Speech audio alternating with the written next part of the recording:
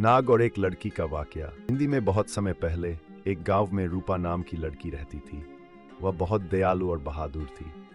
गांव के पास एक घना जंगल था जहां कोई जाने की हिम्मत नहीं करता था, क्योंकि वहां एक भयानक नाग सांप रहता था। गांव वालों का मानना था कि जंगल में जो भी जाता वह कभी वापस नहीं आता, लेकिन रूपा को इस पर विश्वास नहीं था।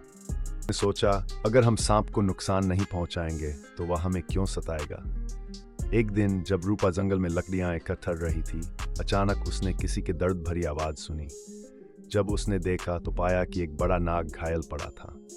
सांप की मदद रूपा को डर तो लगा, लेकिन उसकी दयालुता ने उसे मजबूर कर दिया। उसने देखा कि नाग के शरीर में एक लंबा कांटा चुभा हुआ था। नाग ने कमजोर आवाज में कहा, क्या तुम मेरी मदद करोगी?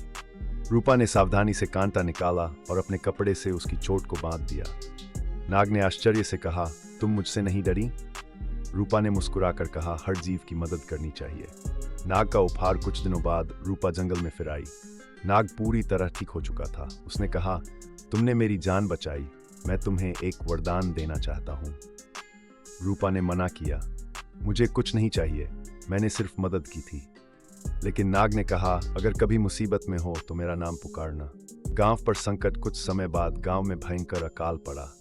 रूपा ने नाग को पुकारा। वह तुरंत आया और अपनी जादुई शक्तियों से खेतों में पानी बरसा दिया। नई शुरुआत। गांव वालों ने यह सीख लिया कि हर जीव को प्रेम और सम्मान देना चाहिए।